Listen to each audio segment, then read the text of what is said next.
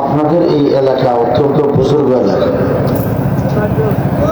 বাংলাদেশের যে 64 ডিস্ট্রিক্ট আছে, 64 ডিস্ট্রিক্ট, এই 64 ডিস্ট্রিক্টের মধ্যে কয়েকটা জেলা আছে যে জেলার মানুষজন খুব দিনদার, আল্লাহওয়ালা মানুষ, আল্লাহরে ভয় করে। এর ভিতরে কিশোরগঞ্জ একটা। এই কিশোরগঞ্জ দিনদার হওয়ার ক্ষেত্রে একজন বড় বুজুর্গের অবদান, ওনার নাম হযরত মাওলানা আতহার আলী রহমতুল্লাহ। ইতিহাসে পড়ছি আমরা এবং আমাদের যারা আকাবের বুজুর্গ ওনাদের কাছে শুনছি, মাওলানা আতহার আলী সাহেব শুধু জামিয়া আমদাদিয়া মুহতামিম নয়, শহীদি মসজিদের ইমাম ছিলেন না, উনি একজন বড় সমাজ সংস্কারক ছিলেন। আমার ভাইকে বললেন যে সমাজ সংস্কার করতে চান, উনি এমন সমাজ সংস্কারক। 54 সালে আপনারা শুনছেন যুক্তফ্রন্ট গঠিত হয়েছে। যুক্তফ্রন্টে 4 নেতা, শেরবাংলা কে ফজলুল হক, হোসেন শহীদ সরওয়ার্দী, মাওলানা আব্দুল হামিদ খান ভাসানী এবং মাওলানা আতহার আলী। মানুষ স্লোগান দিয়েছে কি, হক ভাসানী আতহার আলী, মনে আছে? একদিকে তিনি বুজুর্গ আল্লাহ ওলি হাকিমুল উম্মত হযরত থানভী রহমতুল্লাহ খলিফা, আরেকদিকে একজন বড় রাজনীতিবিদ, আরেকদিকে একজন বড় বুজুর্গ। আমাদের একটা এলাকায় একটা বড় ঘটনা আছে। আমার বাড়ি চট্টগ্রাম। আমি কিন্তু জীবনে কোনোদিন মাওলানা আতহার আলী সাহেবকে দেখিনি। উনি 54 সালে নিজামী ইসলাম পার্টির সভাপতি হিসেবে যুক্তফ্রন্টের নির্বাচনে প্রচারণায় গেছে। চট্টগ্রামের ঐতিহাসিক লালদিঘি মাঠে জনসভা। যখন জনসভা হচ্ছে, মাঝখানে বৃষ্টি আসছে, হযরত মাওলানা আতহার আলী সাহেব রহমতুল্লাহ জনসাধারণকে বলল, বৃষ্টির কারণে মানুষ এদিক সেদিক ছুটাছুটি শুরু করছে। উনি বলল, আমরা আল্লাহর জমিনে আল্লাহর দ্বীন কায়েমের জন্য আসছি, কোরআনের কথা বলার জন্য আসছি।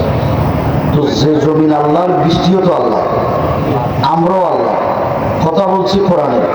তো আল্লাহকে বলি, আল্লাহ তোমার কোরআনের কথা, তোমার কোরআনের আইন জমিনে বাস্তবায়ন করার জন্য আমরা আসছি। তো দোয়া করি আল্লাহ যেন বৃষ্টি বন্ধ করে দেয়, আমরা যেন কথা বলতে পারি। উনি হাত তুলছেন, দোয়া বন্ধ, বৃষ্টি বন্ধ হয়ে গেছে। আমাদের দেশে চট্টগ্রামে বৃষ্টি বেশি হলে বুড়া বুড়িরা বলে, মাওলানা আতহার আলী সাহেব একটু ঢাকো, বৃষ্টি যেন বন্ধ হয়ে যায়। এইরকম বুজুর্গ মানুষের মুস্তাজাবুদ দাওয়াত, বুজুর্গ হাত তুললে দোয়া কবুল, এইরকম মানুষের এলাকা আপনারা বসবাস করেন।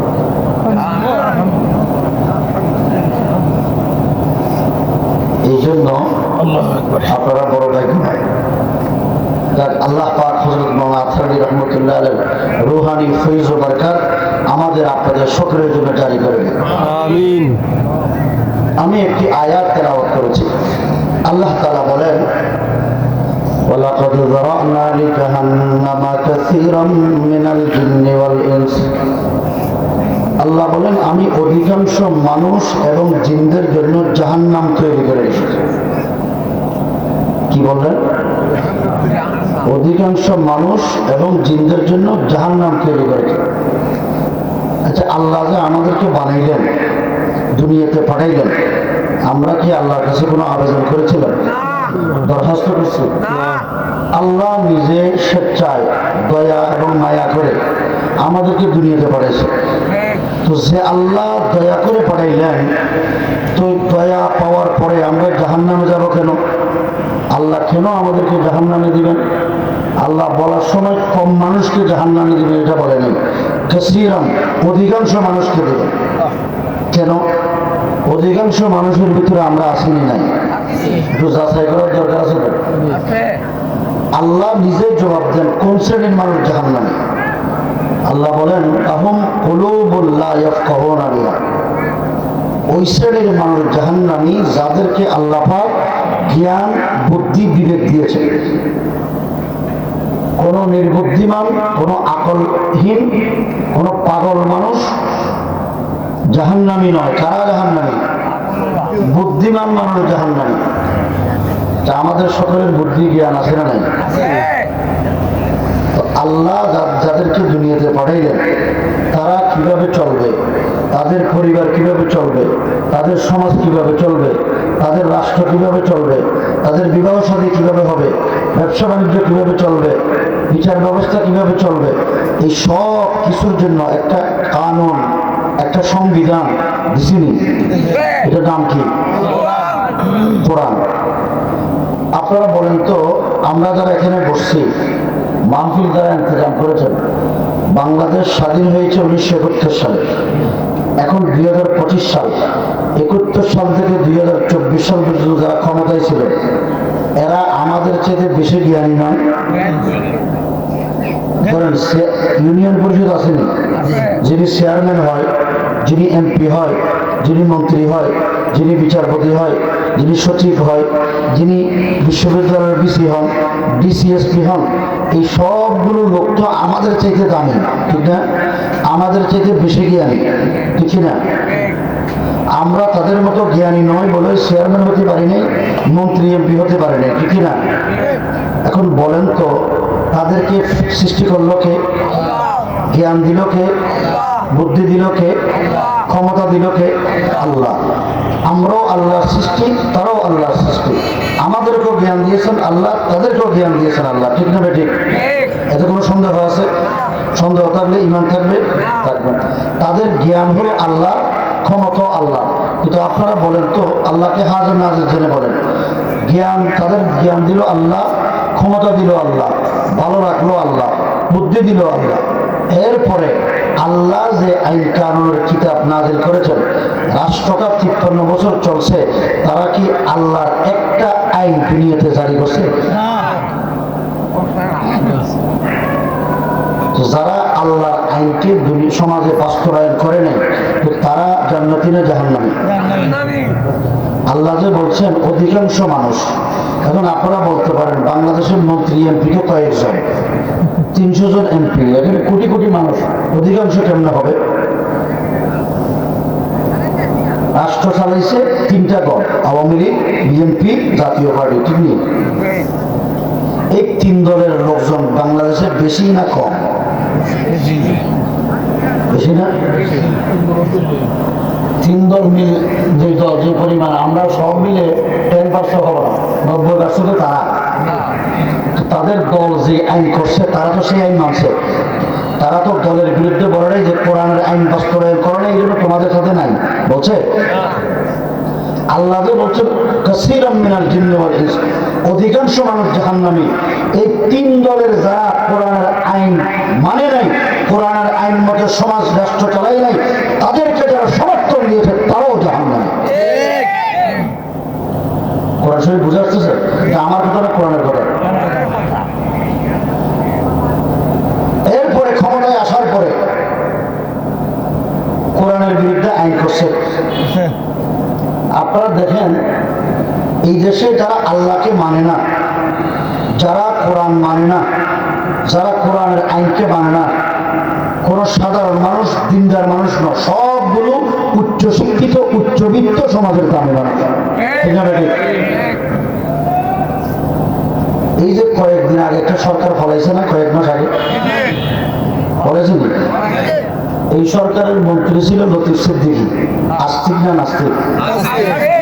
একজন এমপি ছিল টাকলু, কি নাম? টাকলু মুরাদ, আস্তিক না নাস্তিক? কয়েকদিন আগে এক বিচারপতি ধরা হয়েছে বর্ডারে, শুনেননি? মানিককে ছোড়া, আস্তিক না নাস্তিক? একজন বড় বুদ্ধিজীবী বানাইছে এক মুরগি ছোড়ারে, সরকার আমার আপনার ট্যাক্সের পয়সায়, এরা বানিয়েছে বুদ্ধিজীবী। সে কি করছে, বাংলাদেশের 1500 মাদ্রাসার তালিকায় বসছে, 1500-এর অধিক আলেমের তালিকায় বসছে। এই 1500 মাদ্রাসায় নাকি জঙ্গি সন্ত্রাসী তৈরি হয়, এর ভিতরে জামিয়া আমদাদিয়া নামও আছে। ময়মনসিংহ, নেত্রকোনা, কিশোরগঞ্জ, চট্টগ্রাম, সিলেট, বাংলাদেশের 64 ডিস্ট্রিক্টের 1500 মাদ্রাসার নাম আছে। এটা আপনারা বলেন তো, কোনো মাদ্রাসায় কোনোদিন জঙ্গি তৈরি হয়, সন্ত্রাসী তৈরি হয়? যত সন্ত্রাসী, জঙ্গি দেশের বিরুদ্ধে ষড়যন্ত্রকারী সবগুলো হলো রাজনীতিদের মধ্য থেকে রাজনীতি কর্মীরা সবগুলো আধুনিক শিক্ষায় শিক্ষিত। শিক্ষা নাই, কিন্তু এরা মাদ্রাসাতে জঙ্গি খুঁজে কেন? ইসলাম মানলে শান্তি হবে, ইসলাম মানলে মানুষ চুরিও করবে না, ডাকাতি করবে না। তো চুরি ডাকাতি বন্ধ হয়ে গেলে এদের খাওয়ান বন্ধ হয়ে যাবে। দুর্নীতি করলে এরা বোতল খেতে পারবে, ঠিক? দুর্নীতি না করলে তো বোতল খাওয়া যাবে না। এই বোতল খোররা মিলে এদেশ থেকে ইসলামকে নির্মূল করার চক্রান্ত করে। যেহেতু আলেম ওলামা মাদ্রাসার ছাত্ররা দ্বীনের ঝান্ডাবাহী, নবীর ওয়ারিস, সুতরাং সমাজে তাদেরকে কলঙ্কিত করতে পারলে, আন্তর্জাতিক বিশ্বের কাছে সন্ত্রাসী বানাইতে পারলে, এই রাজনীতিবিদ দুঃখাবাজরা সমাজ রাষ্ট্র বানাইতে পারে। এরপরে আপনারা বলেন তো, ঈমান থাকলে নামাজ, রোজা, হজ, যাকাত দিলে কাজ আসবে, ঠিক না বেটি? ইমানে নাই, ইমানের যদি ত্রুটি হয় নামাজ পড়ে কোনো লাভ হবে? চাচারা কি বলেন, লাভ হবে? এখন ইমান ঠিক করেন। মুসলমানের ইমান বলা হয় আল্লাহ যে সব কিছুর মালিক, এটার উপর পূর্ণ আস্থা ও বিশ্বাস রাখা। তিনি সব কিছুর মালিক কে? আল্লাহ নিজেই বলেন আল্লাহর কুওয়াতা লিল্লাহি জামিআ, সমস্ত ক্ষমতার মালিকও কে? এটার উপর পূর্ণ আস্থা ও বিশ্বাসের নাম ঈমান। এখন ঈমানদার হওয়ার জন্য চারটা কাজের স্বীকৃতি দিতে হবে। কয়টা কাজ? এক নম্বর, আল্লাহ যে সব কিছুর মালিক, এটা মুখে স্বীকার করতে হবে, ইকরার বিল লিসান, মুখে স্বীকার করতে হবে। দ্বিতীয় নম্বর, তাসদীক বিল জানান, অন্তরে বিশ্বাস করতে হবে। তৃতীয় নম্বর, কাজে কর্মে বাস্তবায়ন করতে হবে। চতুর্থ নম্বর, কাগজে কলমে লিখতে হবে, লিখার পরে মুছে যাবে না। কয়টা কাজ? চারটা। এক নম্বর, ইকরার বিল লিসান, মুখে স্বীকার করতে হবে। তাসদীক বিল জানান, অন্তরে বিশ্বাস করতে হবে। আপনারা বলতে পারেন আপনার কথার কোনো দলিল আছে? রাসূলের চাচা আবু তালেব অন্তরে আল্লাহ সব কিছুর মালিক বিশ্বাস করতেন, কিন্তু মুখে স্বীকার করেনি। কথা কি বুঝেন? মুখেও স্বীকার করতে হবে, অন্তরও বিশ্বাস করতে হবে, কাজে কর্মে বাস্তবায়ন করতে হবে। আপনি দেখবেন হিন্দুদের অনেক মানুষ আল্লাহরে বিশ্বাস করে, কিন্তু কাজে কর্মে এরা ইমানদার। বাংলাদেশের রাজনীতিবিদরা যারা রাষ্ট্র চালাইছে মুখে আল্লাহরে স্বীকার করে, কিন্তু বাংলাদেশের কার্যক্রমে বাস্তবায়ন করছে? যদি শরীয়ত মতে, আইন কানুন মতে আসে, তাহলে একজনেরও তো ইমান নাই।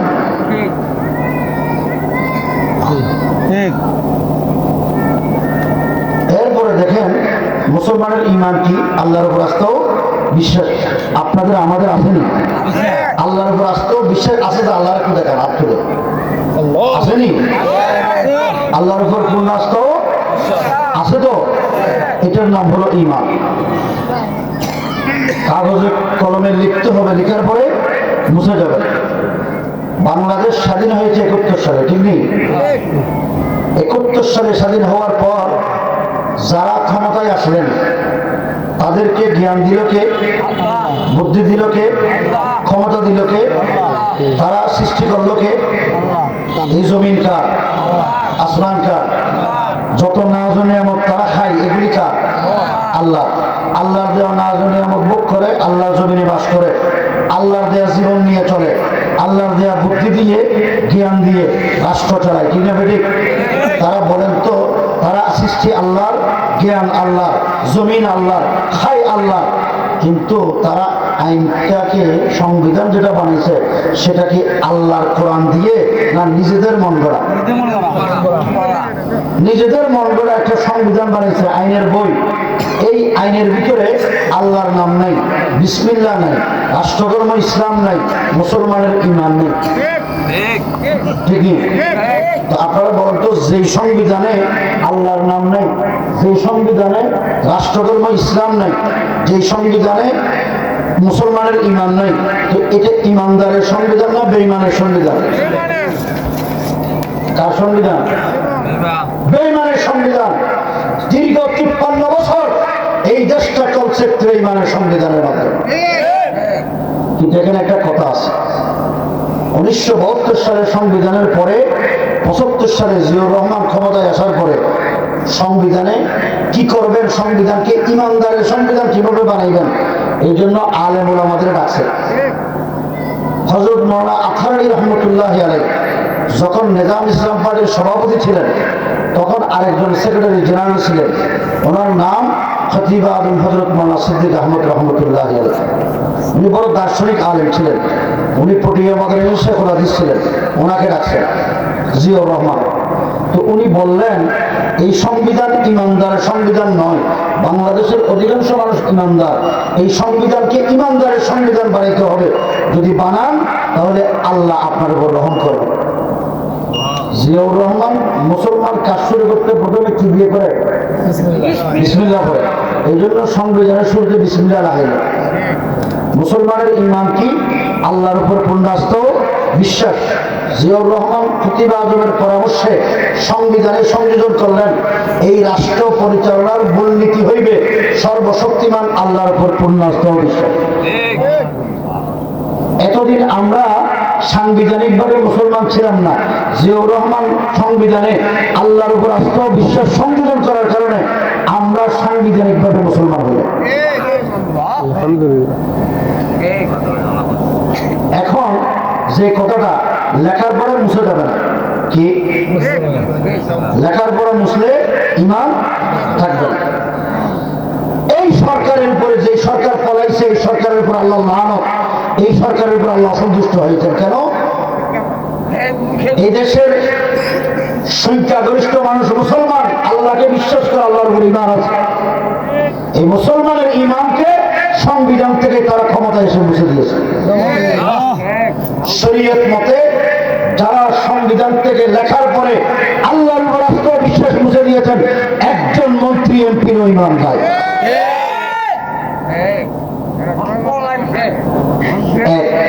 কথা সংক্ষেপ করি। 2 নম্বর, তাদেরকে জ্ঞান দিল কে? বলেন। বুদ্ধি দিল কে? ক্ষমতা দিল কে? আল্লাহ দেওয়া জ্ঞান, বুদ্ধি, ক্ষমতা পাওয়ার পর আল্লাহর আইনের বিরুদ্ধে তারা আইন করে। কি আইন? ক্ষমতায় আসার সাথে সাথে তারা, ওলামায়ে কেরাম জানে, আপনারাও জানেন, এটা নারী নীতিমালা করতে চেয়েছিলেন, মনে আছে? নারী নীতিমালা কেন? আল্লাহ নারীদের উপর বেইনসাফ করছে। সবাই করলেন কি বেইনসাফ করছে? একই মায়ের গর্ভ থেকে ছেলেও দুনিয়াতে আসছে, মেয়েও দুনিয়াতে আসছে। আল্লাহ বাপের সম্পত্তিতে মেয়েকে দিল 1 ভাগ, ছেলেকে দিল 2 ভাগ। একই মায়ের গর্ভ থেকে দুনিয়াতে আসছে, একই বাপের সন্তান, ছেলেও বাপের সন্তান, মেয়েও বাপের সন্তান। তো আল্লাহ মেয়েকে দিল 1 ভাগ, ছেলেকে দিল 2 ভাগ। তো আল্লাহ বেইনসাফ করে না? কেমন যুক্ত দেবেন? এখন আল্লাহ যেহেতু বেইনসাফ করছে, তো তারা ইনসাফ করবে কি? হয় সম্পত্তিতে নারী এবং পুরুষকে সমান ভাগ দিতে হবে, এই জন্য নারী নীতিমালা করতে হবে। মনে আছে? এখন খতিব আজম সাহেব রহমতুল্লাহ আলাইহি সমান অধিকারের যখন দাবি উঠল, উনি পটিয়া মাদ্রাসার জলসায় বয়ান করেছেন। উনি এই উপমহাদেশে যখন ছিলেন, তখন পুরো পাকিস্তান, ভারতে, বাংলাদেশে শীর্ষ আলেম। উনি বললেন, আমি বাংলাদেশ, পাকিস্তান, ভারতের সকল নায়েবের উপর আলেমদের জিম্মা নিলাম, দায়িত্ব নিলাম, সমান অধিকার ভাগ করবো, ঠিক দিব। একটা কথা আবার আমাদের জবাব দাও, দুনিয়াতে সন্তান ধারণ করে মা না বাবা? সন্তান দুনিয়াতে আনে কেউ? মা না বাবা? মা। আজ থেকে একটা কাজ করো, যারা সমান অধিকারের প্রবক্তা, তাদের কাছে আমাদের প্রস্তাব হলো, এই প্রস্তাব যদি তোমরা গ্রহণ করো তাহলে সমান অধিকার আমরা করে দেব। কি প্রস্তাব? 1 মায়ের গর্ভ থেকে যদি 10 সন্তান দুনিয়াতে আসে, তাহলে আজ থেকে সমান অধিকার। আর 2 ধরনের তো সন্তান, সুতরাং মা নিবে, মা ধারণ করবে 5 জন, বাবা ধারণ করবে 5 জন, সমান অধিকার হবে। তুমি এখন এটা কি সম্ভব? সম্ভব নেই। হযরত খতিব আজম সাহেব রহমতুল্লাহ আলাইহি একটা কিসসাও বলছে, বলবো? এখন শীতকাল না গরমকাল? শীতকাল। শীত বেশি না কম? খুব বেশি।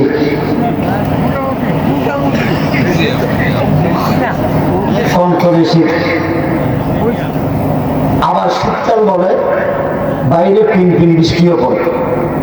তো শীতকালে মানুষ তো কম্বলের নিচে ঘুমায়।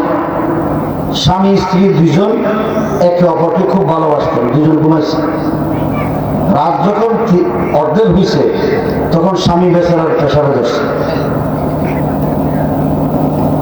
স্ত্রীকে দেখে বলে, হে প্রিয়তমা স্ত্রী, আমার তো পেশাবে ধরছে, বাহিরে গিয়ে করে আসো। বাহিরে তো ঝড় বৃষ্টি পড়ে, শীত, বৃষ্টিতে যদি ভিজি তাহলে আমি তো অসুস্থ হয়ে যাবো, স্বামী অসুস্থ হয়ে যাবে। এই জন্য স্ত্রীর মনে খুব দয়া হয়েছে। স্ত্রী বলে, তুমি তো অসুস্থ হলে আমার জন্য অসুবিধা, তো ঠিক আছে একটা কাজ করো, আমাদের খাটের পাশে একটা জানালা আছে, জানালার উপরে একটা ছিদ্র আছে, তুমি আমার কাঁধে উঠো, এই ছিদ্র দিয়ে পেশাব করো, তাহলে পেশাব বাইরে পড়ে যাবে। স্ত্রী স্বামীকে কত আদর করে পেশাব করাচ্ছে দেখেন। স্বামী বেচারা স্ত্রীর কাঁধে উঠে পেশাব শুরু করছে। বন্ধুগণ নাম দিয়ে যখন পেশাব করছে, বাহিরে না ভিতরে? বাহিরে। রাত যখন 3 ভাগের 2 ভাগ হয়ে গেছে, শেষ ভাগ, স্ত্রী বেচারিরও পেশাবে গেছে। পেশাবে যখন ধরছে, স্ত্রী স্বামীকে ডাকে, কয়, ওগো প্রাণের স্বামী, আমার তো পেশাবে গেছে, তো বাহিরে করে আসো। তো বাহিরে কেন করবো? স্বামী নারী পুরুষের সমান অধিকার। আমি তোমারে কষ্ট করে কাঁধে নিয়ে পেশাব করেছি, তোমার কি কোনো মনে এতটুকু আন্তরিকতা নাই, দয়া নাই? আমি স্ত্রী হিসেবে তোমার কাঁধে উঠে পেশাব করবো? স্বামী বেচারা চিন্তা করলো, যেখানে আমি বাধা দিই তাহলে তো ঝগড়া লাগবে,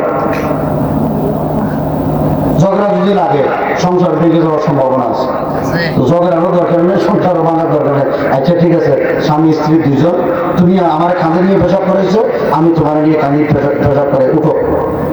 উঠছে, যখন পেশাব শুরু করছে আগাগোড়া গোসল হয়ে গেছে। চাচা বলেন তো সমান অধিকার সম্ভব? যারা নারী পুরুষের সমান অধিকারের কথা বলে সবগুলো ইহুদি এবং খ্রিস্টানদের দ্বারা।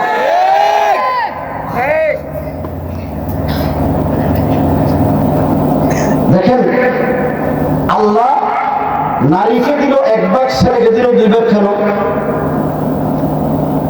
ভালো করে খেয়াল করেন, জানার দরকার আছে না? বলেন তো, একটা মেয়ে দুনিয়াতে ভূমিষ্ঠ হওয়ার পর বিবাহ দেওয়া পর্যন্ত এই মেয়ের ভরণ পোষণের দায়িত্ব শরীয়ত মতে বাবার। কার? বিবাহ দেওয়ার পর এই মেয়ের ভরণ পোষণের দায়িত্ব স্বামীর। স্বামী মারা গেলে সন্তানের কোনো খরচ আছে? একজন ছেলে দুনিয়াতে ভূমিষ্ঠ হওয়ার পর ওই ছেলে বালেগ হওয়া পর্যন্ত তার ভরণ পোষণের দায়িত্ব বাবার। বালেগ হওয়ার পর নিজের, বিবাহ শাদী করলে স্ত্রী, সন্তান সন্ততি হলে তাদের, মা বাবার সম্পত্তি না থাকলে তাদের ভরণ পোষণের দায়িত্ব ছেলের। আত্মীয় স্বজনের স্যালারি হিসাবের দায়িত্ব কার? তো ছেলের খরচের হাত কয়টা? 4টে। 1 নম্বর নিজের, 2 নম্বর বিবি বাচ্চার, 3 নম্বর মা বাবার, 4 নম্বর আত্মীয় স্বজনের। হাত কয়টা? ভাগ পাইছে কয়টা? 2টা। মেয়ের কোনো খরচ আছে? ভাগ পাইছে কয়টা? 1টা। মেয়ের 1 ভাগ পাওয়ার পর কোনো খরচ না থাকার কারণে ওই ভাগ জমা থাকে। ছেলে খরচের হাত হলো 4টা, ভাগ পাইছে 2টা। অধিকাংশ পরিবার সারা পৃথিবীতে দুর্বল, গরিব। 2 ভাগ পাওয়ার পরেও অধিকাংশ মানুষ ঋণগ্রস্ত থাকে, ঠিক না বেটি? খরচের হাত হলো 4টা। তো আল্লাহ ইনসাফ করছে না বেইনসাফ করছে? এরা কি বুঝলো? আল্লাহর আইনের বিরুদ্ধে আইন করার জন্য কথা বলে। কেন? তো আল্লাহ কি বিনা চ্যালেঞ্জে ছেড়ে দিবেন? তো আমরা তো তাদেরকে ভোট দেই। আমার ভোটে যদি নির্বাচিত হওয়ার পর আল্লাহর আইনের বিরুদ্ধে আইন করে, বলেন তো আমার ভোটের কারণে আমরাও গুনাহগার কিনা, আমরাও জাহান্নামে যাব কিনা? তো আল্লাহকে বলছেন কাসীরাম মিনাল জিন্নি ওয়াল ইনস, অধিকাংশ মানুষের জন্য জাহান্নাম তৈরি করে রেখেছি। তো আমরা এই নাস্তিক আর বেঈমান আল্লাহর আইনের বিরুদ্ধে যারা আইন করে তাদেরকে ভোট দেওয়ার কারণে আমরাও জাহান্নামে যাব। যাইতে হবে। দেখেন, আল্লাহ আইন করছে মুসলিম জাতির বাবা কে? হযরতে ইব্রাহিম আলাইহিস সালাম। আপনারা মনে হয় সবাই জানেন না। ইব্রাহিম আলাইহিস সালাম। মুসলিম জাতির বাবার নাম কি বাবারা? তো আমাদের আব্বার নাম নিতে কি অসুবিধা হয়? জোর করে কন, এরা যারা ইব্রাহিমকে মানে না এরা যারা বাজাই দেয়। মুসলিম জাতির বাবার নাম কি? এটা কোনো আলেমের করা, মৌলানা আফসার হিসাবে করা না আল্লাহ করা? আল্লাহ কোরআন শরীফে আইন করেছেন মিল্লাতা আবিকুম ইব্রাহিম হুয়া সাম্মাকুমুল মুসলিমিন। মুসলিম জাতির বাবা হলো ইব্রাহিম। উনি বুঝেন তো, যিনি পলাই গেছেন, ঠিক নেই? উনি আইন করছেন ওনার বাবা জাতির বাবা। তো আল্লাহর আইন মানা হলো না বিরোধিতা করা হলো? আল্লাহর ইচ্ছা হলো উনি জাতির বাবা হবেন না জুতার বাবা হবেন।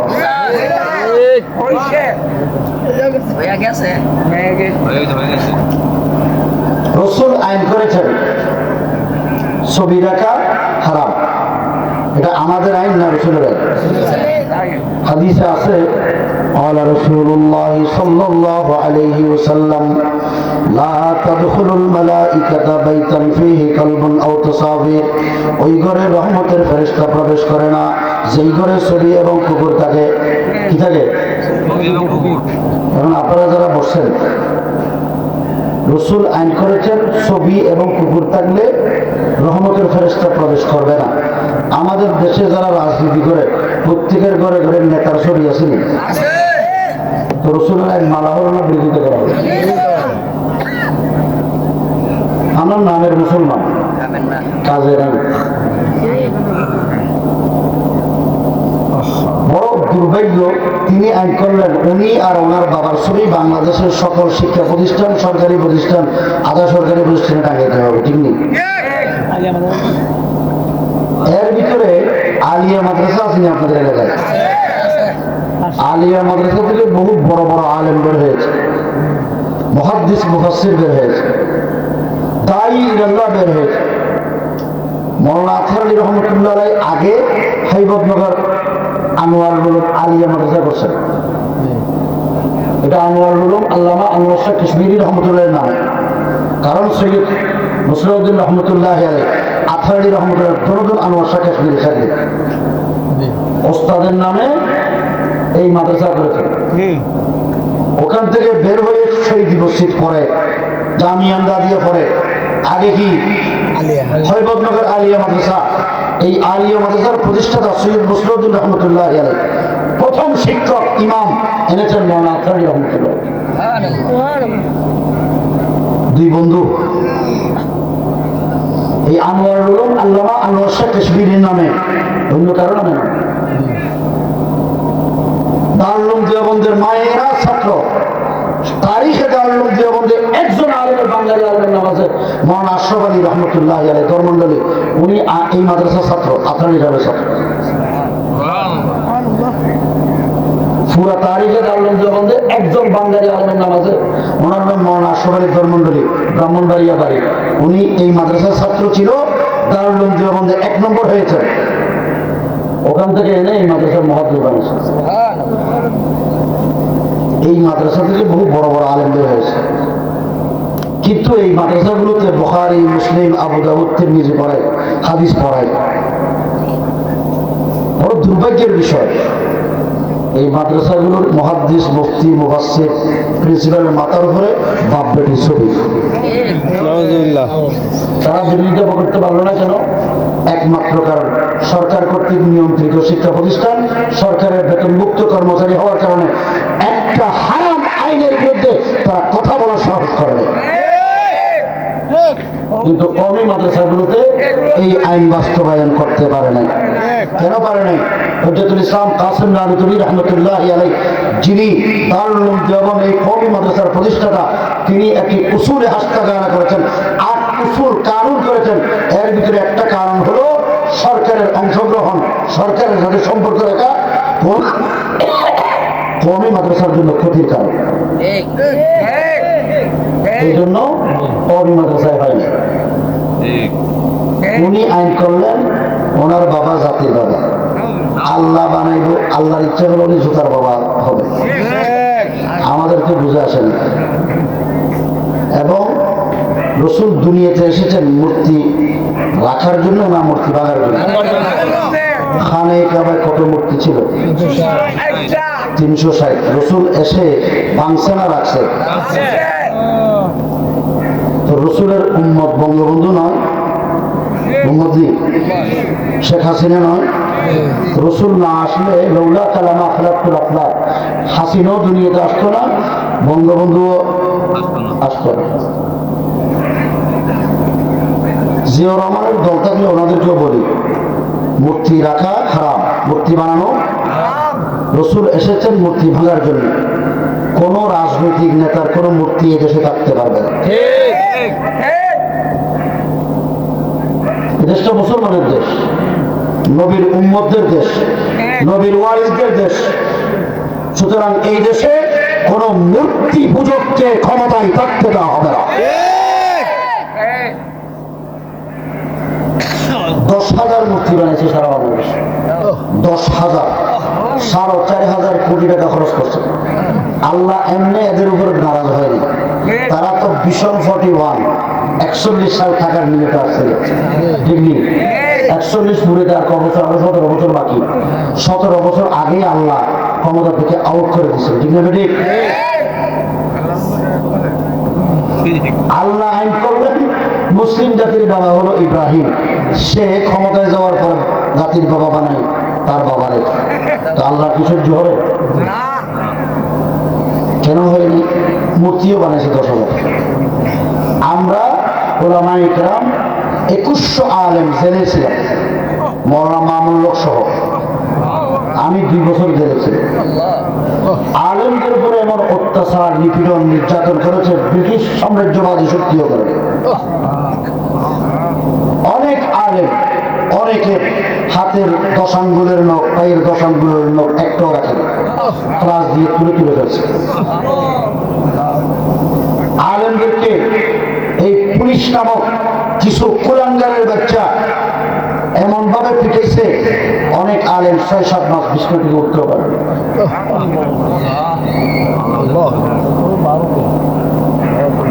এরপরে রাখছে কোথায়? মৃত্যুদণ্ডের ফাঁসির আসামি ছেলে, 24 ঘন্টা লকআপ, তারা মারা, বাহিরের আলো বাতাস দেখে নেই।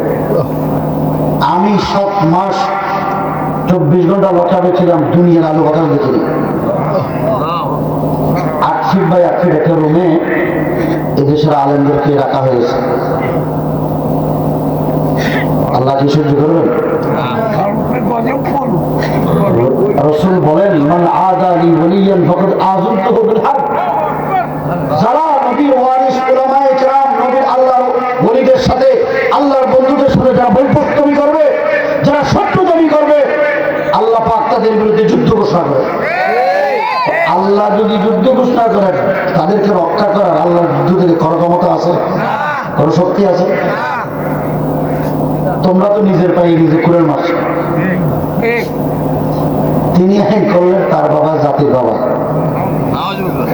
এই জন্য বাবার দেশে যাওয়ার জন্য একটা সেতু করছে। ওই সেতুর নাম কি? পদ্মা সেতু। যাত্রাবাড়ি থেকে বুড়িগঙ্গ নদী পর্যন্ত রাস্তা বড় করছে। এই বড় করার ক্ষেত্রে 6টা মসজিদ বানছে।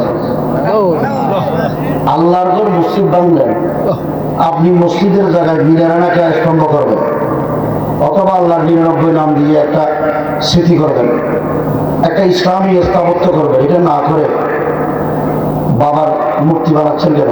ওখানে মূর্তি বসাবে। জুনায়েদ বাবুল সাহেবের নাম শুনছেন আপনারা? উনি হেফাজতে ইসলাম বাংলাদেশের আমির ছিলেন। ওনার নেতৃত্বে মওলানা মামুন লোক সাহেব সহ আমরা সবাই বিরোধিতা করেছি, মূর্তির বিরুদ্ধে আমরা প্রতিবাদ করেছি। ওনার বাবার যেহেতু মূর্তি, এই জন্য উনি অসন্তুষ্ট হয়েছে।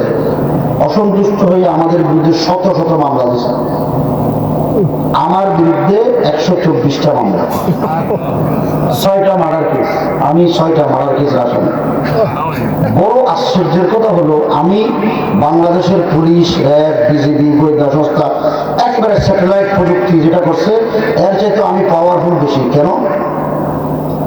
আমি একজন বাংলাদেশের 6 জেলায় 12টা থানায় সশরীরে উপস্থিত থেকে একই সাথে একই দিন একই টাইমে ভাঙচুর করছি। এক জায়গায় ন 6 জেলা, চট্টগ্রাম, ঢাকা, ব্রাহ্মণবাড়িয়া, নারায়ণগঞ্জ, আবার থানাও 12টা। এটা কি সম্ভব? তাহলে আমি যদি সশরীরে 12 থানায় একই টাইমে থানা ভাঙচুর করতে পারি, তো আমার ক্ষমতা বেশি না? আচ্ছা, এটাকে কোনো পাগলও বিশ্বাস করবে? তো আমাদের দেশের পুলিশরা যে মামলা করছে, এদের আকল দিল কে? আল্লাহর দেওয়া আকল আর বুদ্ধি দিয়ে মিথ্যা মামলা করলে জন্মদিনে জাহান্নামে।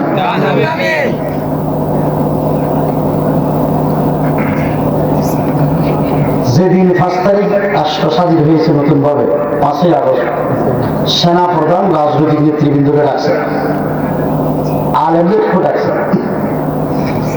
মৌলানা মামুনুল হক সাহেব, মুফতি মনির কাসিম সাহেব, আমরা 3 জন আলেমদের প্রতিনিধি হিসেবে গেছি হেফাজতের পক্ষ থেকে।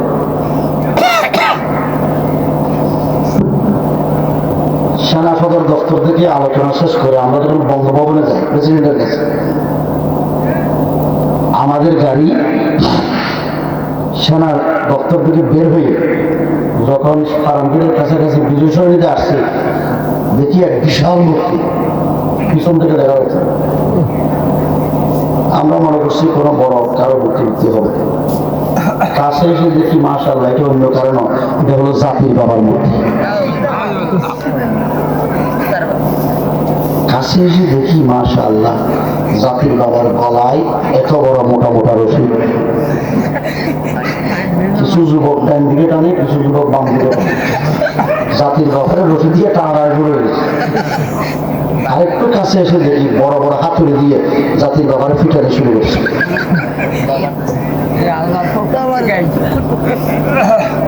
আরো কাছে এসে দেখলে 2-1 মিনিট পর এই ছোট্ট 7-8 বছরের এক বাচ্চা জাতির বাবার মাথার উপর, মাথা তো বড়, মাথার উপর দাঁড়িয়ে টপ টপ পেশাব করা শুরু করছে। এগুলি ভিডিও নাই। আরো আশ্চর্যের কথা, 10-15 জন যুবক 4-5 মিনিট পরে এক বিশাল জুতার মালা এনে জাতির বাবার গলায় পড়ে দিচ্ছে। বিচার হয়েছে কেন? আল্লাহ পবিত্র কোরআন শরীফে বলেন, قل اللهم مالك الملك تؤتي الملك من تشاء وتنزع الملك ممن تشاء وتعز من تشاء وتذل من تشاء بيدك الخير إنك على كل شيء قدير। ইজ্জত দেওয়ালাকে, বেইজ্জত করানোওয়ালাকে, এই কথা মনে রাখবেন। আল্লাহর আইনের বিরুদ্ধে যদি আইন করেন, মানুষের উপরে জুলুম করেন, এই কারণে আল্লাহ পাক জালেমদেরকে দুনিয়াতে শাস্তি দেন, মৃত্যুর পরে শাস্তি দিবেন, মূর্তি বানাইলে মূর্তিরও শাস্তি হবে। বিচার হিসেবে এরপরে যদি না বুঝে তাহলে হবে। এই জন্য যারা এখানে এসেছেন, আপনাদের কাছে আমার অনুরোধ থাকবে, যে যেই জায়গায় নেতৃত্ব দেন কোনোদিন জুলুম করবেন না, অন্যায় করবেন না। কোরআন শরীফে সূরা আবাসের এক তাফসীরে মুফাসসিরিন ইকরাম লিখেছেন, 4 কারণে মানুষ অহংকারী হয়। অহংকার হইলে ফেরাউন বনে যায়। 1 নম্বর হলো, মানুষ যদি সুন্দর হয় দেখবেন যে খুব অহংকারী হয়। যুবকরা যদি সুন্দর হয়, স্মার্ট হয়, দেখবেন সে অন্যদেরকে বিরক্ত করে। রাস্তা দিয়ে হাঁটার সময় যদি কোনো রাজনৈতিক দলের নেতা খেতা হয়, দেখবেন যে তার অত্যাচার জুলুমে এলাকার মানুষ থাকতে পারবে না। আসেনি? আর একটু যদি লম্বা, টল ফিগার, স্মার্ট হয়, সুন্দর হয়, নিজের নায়ক ভাবে। মহিলা যদি সুন্দরী হয়, বড় বিপদ। ঘরে যদি 4 বউ থাকে, 1 বউ সুন্দরী, 3 বউ সুন্দর নাই, 3 বউ 1 বউ অত্যাচারে প্রতিষ্ঠ। আমি যখন জেলখানায় গেছি, রিমান্ডে ছিলাম, একদিন আমাদেরকে কোর্টে আনছে। কোর্টে আনার কিছুক্ষণ পরে দেখি এক মহিলাকে নিয়ে আসছে। এই মহিলা খুব সুন্দরী, শত শত মানুষ মহিলার পিছনে, বুড়ো জোয়ানো, রাস্তার ফুটপাতের যে বেচা বিক্রি করে এরাও, পুলিশও, কোর্টের কর্মচারীরও, সব এই মেয়ের পিছনে গিয়ে আসছে। আমাদের পাশে এক গারদে রাখলো, এক পুলিশ অফিসার দাঁড়িয়েওয়ালা। আমরা জিজ্ঞেস করলাম, চাচা এখানে কি? ও এখানে নায়িকা আছে, নায়িকা। নাম জানেন? নাম বলে ফরিদ।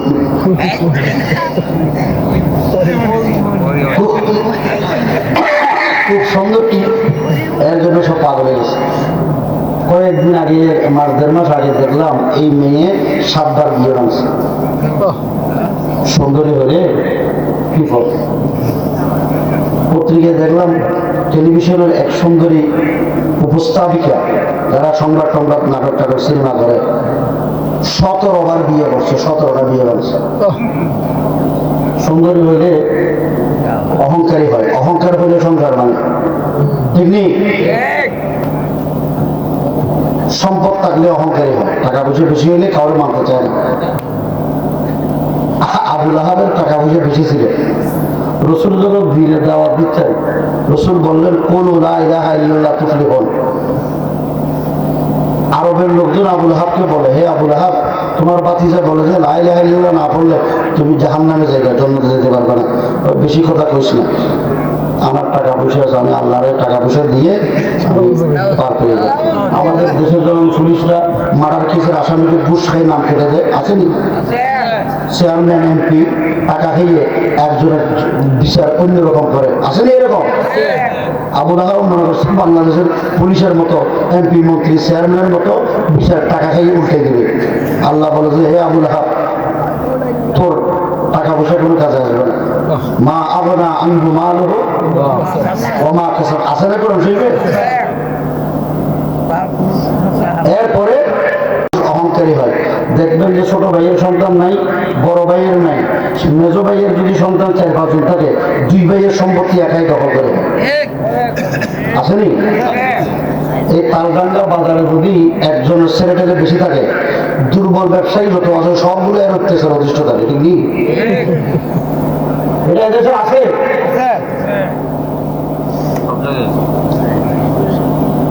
এরপরে ক্ষমতা পাওয়ার পরে মানুষ অহংকারী হয়, ঠিক নেই? ক্ষমতা পাইলে বলে ফেরাউনের চরিত্র আসে।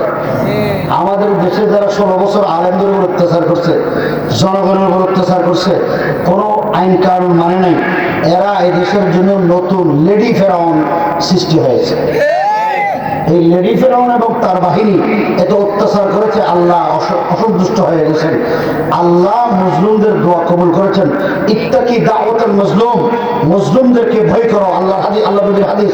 এই মজলুমদের এক বদদোয়ার পানি, এক ফোঁটা পানি, সমস্ত এক পুলিশ বিজেপি সহ সব ক্ষমতা এক জায়গায়, মজলুমের এক ফোঁটা পানি এক জায়গায়, মজলুমের পানির দাম বেশি। আছে ক্ষমতা? মানুষ তো মনে করছিল ক্ষমতা দিতে যাবে না, কিন্তু আসে না। উনি তো কইছে আমি পলাই না, বুঝে না? এখন পলাইছে, পলানোর অবস্থায় কিছু নিয়েও যেতে পারে, ঠিক নেই? আরো বড় আসছে কথা, উনি করে নামাজ পড়তেন, তাহাজ্জুদ করতেন, সকালবেলা কোরআন শরীফ না পড়ে কাজ করতেন না। আমার কথা হলো, উজু করে পড়তেন না উজু ছাড়া পড়তেন না? উজু যে করে সে পবিত্র হয়, ঠিক না? নাফাক থেকে তো মানুষ পবিত্র হওয়ার জন্য উজু করে। একজন উজুওয়ালা পবিত্র মানুষ কোনোদিন নাফাকের কাছে যায়? তো উনি একজন ইমানদার যদি হয়ে থাকতো, ইমানদার একজন ইমানদার বাইকে খুঁজতো, উনি দেশের এক মালাউরের কাছে। তার কাছে আল্লাহ যে বিচার করে, হিসাব করে করে করে, ঠিক নেই? ওখানে গিয়ে গিয়ে বাংলাদেশ অস্থিতিশীল করার চক্রান্ত করে, ষড়যন্ত্র করে। দেশের বিরুদ্ধে, জনগণের বিরুদ্ধে, আলেমুলামাদের বিরুদ্ধে। এখন জিকির চলতেছে, কম মৌলবাদীরা দেশ দখল করে দিচ্ছে। এটা ক্ষমতায় কি করে মৌলবাদী আছে? না ষড়যন্ত্র করে। ভারতের এমপির খাই ত্রিপুরা কাছে দূরে, আসাম না এই পাশে কাছে না, কুমিল্লা টাউন্ডারে পাঠিয়ে ত্রিপুরা। ত্রিপুরার এক এমপির খাই হয়েছে বাংলাদেশ দখল করবে। আয় দেখেন, আমরা আমাদের অনেক আলেমরাও এবং অনেক রাজনীতিবিদরাও হিন্দুস্তানের বিরুদ্ধে কথা বললে, জিহাদের কথা বললে ভয় করে, আসেনি? কেন? কই বাংলাদেশের 3 দিকে ভারত, একদিকে বঙ্গোপসাগর, আমরা কোথায় যাবো? কিছু বলেন তো, মুসা আলাইহিস সালাতু ওয়াস সালাম এবং তার কওম ফেরাউনের অত্যাচার যখন চলে যাচ্ছে, নদীর পাড়ে আসার পরে পিছনে ফেরাউনের বাহিনী তাড়াচ্ছে, সামনে নদী। মুসা আলাইহিস সালামের কওমরা বলে, ইন্না লামুদরাকুন, আমরা তো ধরা হয়েছি। হে মুসা, মুসা আলাইহিস সালাম বলে, কিসের ধরা? সামনে নদী, যদি নদীতে চাপ দিতে হলে পানিতে ডুবে মরবো। পিছনে ফেরাউনের বাহিনী, পিছন যদি যায় তাহলে ফেরাউনের বাহিনী আমাদেরকে মারবে। তো আমরা যাবো ফাইনাল নকর, কোথায় যাবো? মুসা আলাইহিস সালাম বলে, তোমাদেরকে এত ঈমান শিখে যান, হায়াত মতের মালিককে। ইন্নাল হায়াত ওয়াল মামাত লিল্লাহি রাব্বিল আলামিন। হায়াত মতের মালিক যদি আল্লাহ হয়, মুসা আলাইহিস সালাম বলে, এটা বিশ্বাস করনি? করি তো করলে হায়াত মতের মালিক যদি আল্লাহ হয়, নদীও মারতে পারবে না, ফেরাউনের বাহিনীও মারবে আল্লাহ। আমাদের কথা হলো, বাংলাদেশের 3 দিকে ভারত, একদিকে বঙ্গোপসাগর। বাংলাদেশের মুসলমানরা হায়াত মতের মালিক মানে কারে? আল্লাহ যদি হায়াত মতের মালিক মনে করে, ভারতও আমাদেরকে মারতে পারবে না, বঙ্গোপসাগরও অধিগত করতে পারবে না। আমাদের যদি এখানে গন্ডগোল লাগো এমন মনে করবে, ভারতের ফেডের ভিতরে আমরা আছি, এই মুহাম্মদের বাহিনী মুসলমানরা যদি একটু লড়াছড়া করে, ভারতের ফুটে যাবে। আমাদেরকে বিলকে মানে লাভ কি? 800 বছর দিল্লি আমরা শাসন করছি।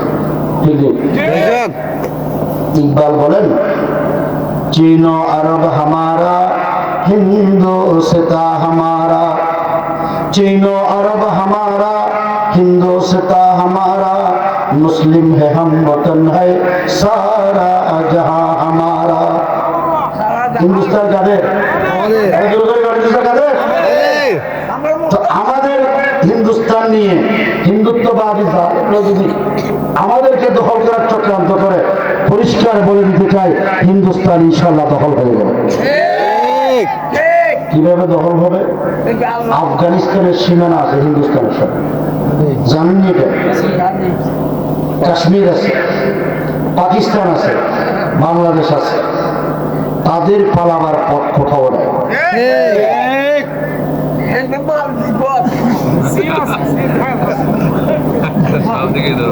এই জন্য ভয় পাওয়ার কোন কারণ নেই। আছে? মুসলমানরা আল্লাহ কি ছাড়া কাউকে डरते नहीं दुनिया में मुसलमानों किसी से, मिल जाती है जब दौलत ईमान नबी से। মুসলমানরা কাউরে ভয় করে? তো কিসের ভয়? এই জন্য পরিষ্কার কথা, এখান থেকে ওয়াজ মাহফিল থেকে ঈমানকে তাজা করতে হবে। কোন বাতিলের সামনে মাথা নত করা যাবে না। বাংলাদেশের জমিনে মূর্তি পূজক, মূর্তি তৈরি করে কোন কাউকে ক্ষমতায় দেখতে চায় না।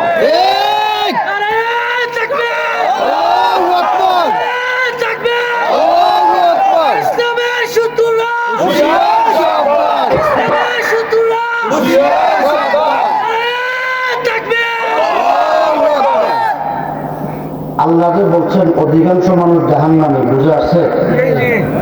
তা আমরা কি জাহান্নামে যেতে চাই?